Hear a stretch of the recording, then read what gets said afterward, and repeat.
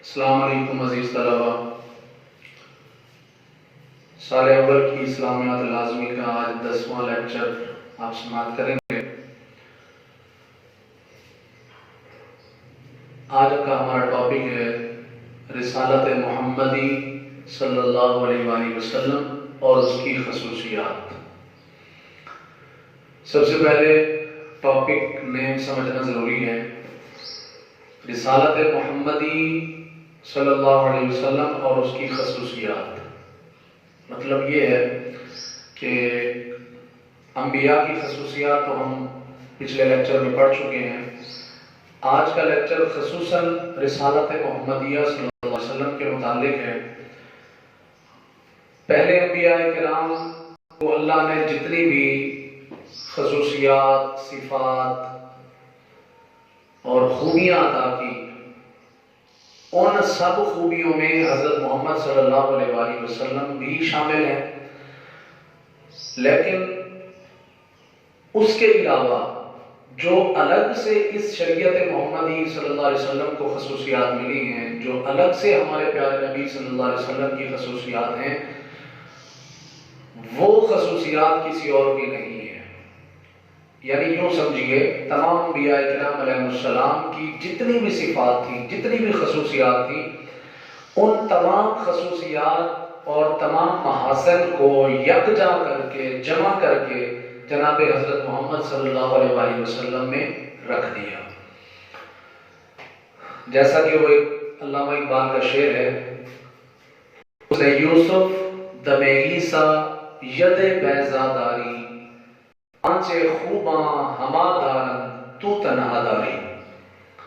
یعنی جناب یوسف علیہ السلام کا حسن ہو یا جناب عیسیٰ علیہ السلام کا پھونک مارنا ہو یا جناب موسیٰ علیہ السلام کا ید بیضا ہو، جتنے بھی انبیاء کرام کی خصوصیات ہیں، آنچے خوباں ہما، وہ تمام کے تمام جتنی بھی خصوصیات رکھتے تھے، وہ تمام کی تمام تو تنہا داری، اے محمد صلی اللہ علیہ وسلم، اللہ نے وہ ساری کی ساری آپ میں جمع فرما دی ہے۔ بہرحال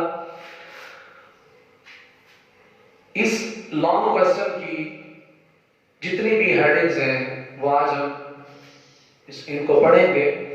سب سے پہلی ہیڈنگ ہے عمومیت۔ اب یہ جو خصوصیات ہم پڑھ رہے ہیں، نبی پاک صلی اللہ علیہ وسلم کی اس رسالت کی، شریعت کی الگ سے خصوصیات ہیں۔ یہ خصوصیات کسی اور نبی میں نہیں۔ ویسے تو رسالت محمدیہ صلی اللہ علیہ وسلم کی بے شمار خصوصیات ہیں، ان میں سے صرف چند ایک یہاں پہ ذکر کی جائیں گی۔ پہلی ہے عمومیت۔ اب پہلے نبی جو آئے، ان کی نبوت اور رسالت عام نہیں تھی، خاص علاقے کے لیے تھی، خاص دور کے لیے تھی، ایک بستی کے لیے، ایک شہر کے لیے، ایک علاقے کے لیے اور ایک خاص وقت کے لیے، یعنی ان کی ایک حد تھی۔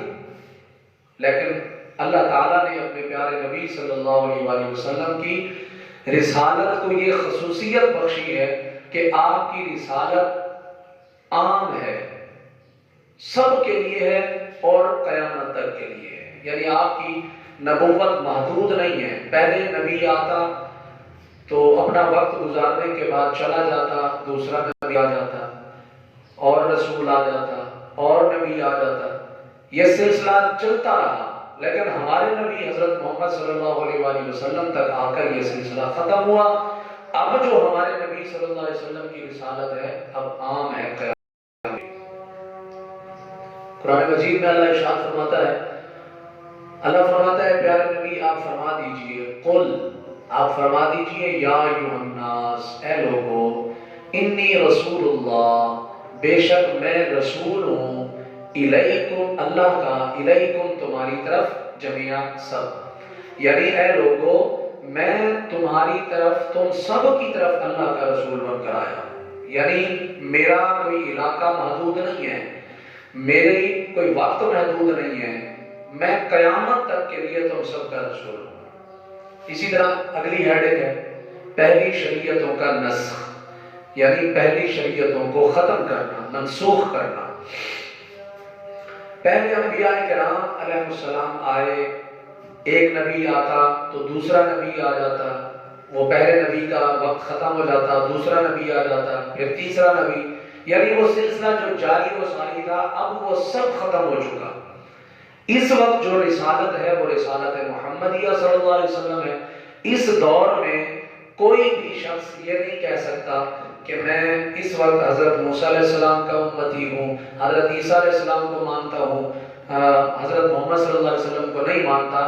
یعنی جو یہود و نصارہ کا جو اپنا کہنا ہے کہ ہم سچے ہیں، دین پر ہیں، وہ جھوٹے ہیں اور وہ کافر ہیں، کیونکہ اس وقت جو کوئی اور دین تلاش کرے گا وہ جھوٹا ہوگا، اس سے وہ دین اس کا قبول نہیں کیا جائے گا۔ فرمایا وَمَن يَبْتَغِ، جو کوئی تلاش کرے غیر الاسلام، اسلام کے علاوہ، اس وقت جو رسالت محمدیہ ہے اس کے علاوہ، دیناً کوئی اور دین، فَلَن يُقْبَلَ مِنْهُ، تو وہ اس سے قبول نہیں کیا جائے گا۔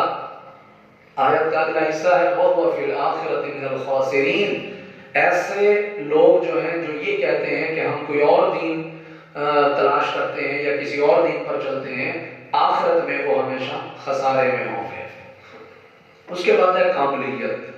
پہلے جتنے بھی انبیاء کرام آئے ان کی نبوت اور رسالت کامل نہیں تھی، ان کی شریعت کامل نہیں تھی، وہ نامکمل تھی، یعنی ان کی شریعت میں چونکہ وہ محدود تھی اس لیے کامل نہیں تھی۔ رسالت محمدیہ صلی اللہ علیہ وسلم کی خصوصیت یہ ہے کہ یہ کامل ہے، مکمل ہے۔ اب اس کے بعد کسی اور چیز کی ضرورت نہیں ہے، اب کسی اور نہ نبی کی ضرورت ہے، نہ کسی شریعت کی ضرورت ہے، نہ شریعت کے کسی حکم کو ایڈ کرنے کی ضرورت ہے۔ اللہ قرآن میں کیا فرماتا ہے؟ فرمایا الیوم اکملت لکم، اللہ اپنے پیارے نبی سے فرماتا ہے آج کے دن میں نے مکمل کر دیا تمہارے لیے دینکم، تمہارا دین، وَأَتْمَمْتُ عَلَيْكُمْ، اور پورا کر دیا تم پر نعمتی، اپنا احسان، اپنی نعمت تم پر پوری کر دی، وَرَضِيتُ، اور پسند کر دیا، لَكُمْ، تمہارے لیے، الاسلام، اسلام کو دین بطور دین۔ کیا مطلب؟ آج کے دن میں نے پورا کر دیا تمہارے لیے دین تمہارا، اور پوری کر دی تم پر اپنی نعمت، اور پسند کیا تمہارے لیے اسلام کو دین۔ اس کے بعد ہے حفاظت کتاب۔ حفاظت کتاب، پہلی جتنے بھی انبیاء کرام کی کتابیں تھیں وہ یا تو بالکل ختم ہو چکی ہیں، ناپید ہو چکی ہیں، یا پھر اگر ہیں بھی صحیح تو وہ اپنی اصلی حالت میں نہیں ہیں، وہ کافی تبدیل ہو چکی ہیں، ان میں رد و بدل ہو چکا ہے، بڑے پیمانے پر ان میں تحریف ہو چکی ہے۔ کسی بھی کتاب کو آج آپ پڑھیں تو وہ آپ گارنٹی سے یہ نہیں کہہ سکتے کہ اس وقت تورات اصلی حالت میں ہے، زبور اصلی حالت میں ہے، انجیل اصلی حالت میں ہے، یا باقی صحیفے اصلی حالت میں ہیں۔ ایسا کہنا غلط ہوگا، کیونکہ پہلی کتابوں میں اسی وقت ہی لوگوں نے اپنی مرضی منمانی کے طور پہ ان کے اندر تبدیلیاں اور ایڈیشنز کر دیے تھے۔ اس وقت جو مکمل کتاب اور محفوظ کتاب ہے وہ قرآن مجید ہے۔ آج دیکھیں 1441 سال ہو گئے ہمارے نبی صلی اللہ علیہ وسلم پر جو قرآن مجید مکمل ہوا، آج بھی اسی طرح موجود ہے جس طرح اترا تھا۔ ایسا کیوں نہ ہو؟ کیونکہ رب تعالیٰ نے قرآن مجید میں جو فرما دیا اِنَّا نَحْنُ نَزَّلْنَا الذِّكْرَ وَإِنَّا لَهُ لَحَافِظُونَ، اللہ نے فرمایا بے شک یہ ذکر نازل بھی ہم نے کیا ہے اور اس کے محافظ بھی ہم ہیں۔ آئیے عزیزان گرامی، اس طرح آگے ہم چلتے ہیں کہ سنت نبوی کی حفاظت۔ سنت نبوی کی حفاظت، سنت نبوی سے مراد حدیث پاک ہے، نبی پاک صلی اللہ علیہ وآلہ وسلم کی سنت ہے، نبی پاک علیہ السلام کی سنت مبارکہ، آپ صلی اللہ علیہ وآلہ وسلم کی جس طرح کتاب محفوظ ہے اسی طرح آپ کی سنت بھی محفوظ ہے۔ یعنی ہر دور کے اندر محدثین کی ایک جماعت رہی ہے جنہوں نے اپنی زندگیاں وقف کر دی حدیث کی حفاظت میں۔ تو قرآن مجید کی طرح حدیث بھی سنت بھی محفوظ ہے. کیوں محفوظ نہ ہو؟ کیونکہ سنت قرآن کی شرح ہے. نبی پاک صلی اللہ علیہ وسلم کی جو حدیث ہے وہ قرآن کی شرح ہے. یہ ایم سی کیو بھی بنے گا. سنت قرآن کی شرح ہے. اسی لیے قیامت تک کے لوگوں کے لیے سرچشمہ ہدایت ہے. اگر قرآن ہے تو ساتھ حدیث بھی ہے. حضور صلی اللہ علیہ وسلم نے فرمایا کہ میں تمہارے درمیان دو چیزیں چھوڑے جا رہا ہوں، اگر ان کو تھامے رکھو گے، پکڑے رکھو گے تو کبھی گمراہ نہیں ہوگے. صحابہ نے پوچھا حضور وہ کیا چیزیں ہیں؟ فرمایا ایک قرآن اور دوسرا حدیث. اس کے بعد جامعیت. جامعیت کا کیا مطلب ہے؟ جامعیت کا مطلب یہ ہے کہ جامع شریعت، جامع رسالت، جس کے اندر ہر چیز موجود ہو. جامع کا مطلب ہوتا ہے تمام معاملات کو، تمام چیزوں کو جمع ہونا. یعنی نبی صلی اللہ علیہ وآلہ وسلم کی جو شریعت ہے اس کے اندر تمام احکامات ہیں، تمام معاملات ہیں. چونکہ پہلی کتابیں، پہلی شریعتیں جو تھی وہ محدود تھیں اور وہ خاص قوم کے لیے تھی، خاص دور کے لیے تھی. لیکن ہمارے نبی صلی اللہ علیہ وسلم کی جو رسالت اور شریعت ہے، نہ ہی یہ خاص قوم کے لیے ہے، نہ ہی خاص دور کے لیے ہے، بلکہ قیامت تک کے لوگوں کے لیے ایک جامع قوانین مہیا کرتی ہے. آگے چلتے ہیں. ہمہ گیری. اگلی ہماری ہیڈنگ ہے ہمہ گیری. ہمہ گیری کا کیا مطلب ہوتا ہے؟ تمام چیزوں کو مضبوطی سے تھامے رکھنا. ہمہ گیریت، تمام چیزوں کا احاطہ کرنا. نبی پاک صلی اللہ علیہ وسلم نے جو ہمیں تعلیمات دی ہیں وہ محض نظری نہیں ہے، صرف مثالیں نہیں ہیں، بلکہ حضور صلی اللہ علیہ وسلم نے ان پر عمل کر کے، خود ان پر عمل کر کے ان کو عملی زندگی میں نافذ کر کے دکھایا. اور ہم دیکھتے ہیں حضور صلی اللہ علیہ وسلم کی اگر حیات طیبہ پر نظر ڈالی جائے تو ہمیں پتہ چلتا ہے، چاہے سیاسی معاملات ہوں یا دنیاوی معاملات ہوں، سماجی معاملات ہوں، کوئی بھی معاملہ ہو، بچوں سے برتاؤ ہو، عائلی زندگی ہو یا والدین سے برتاؤ ہو، بچوں سے برتاؤ ہو، بڑوں سے معاملہ ہو، اسی طرح آپ صلی اللہ علیہ وآلہ وسلم کی ساری زندگی کے اندر تمام معاملات جو ہیں وہ ہمیں بظاہر نظر آتے ہیں. امن کا معاملہ ہو، جنگ کا ہو، عبادات ہوں، رسمیں ہوں، معاملات ہوں، معاشیات ہوں، الغرض جو کچھ بھی ہمیں آج ضرورت پڑتا ہے، جس چیز کی بھی ہمیں ضرورت پڑتی ہے، ہم نبی پاک صلی اللہ علیہ وسلم کی زندگی مبارکہ سے اس کی مثالیں لے سکتے ہیں. اور اسی بات کو اللہ تعالیٰ نے قرآن مجید میں ارشاد فرمایا لَقَدْ كَانَ لَكُمْ فِي رَسُولِ اللَّهِ أُسْوَةٌ حَسَنَةٌ. کیا فرمایا؟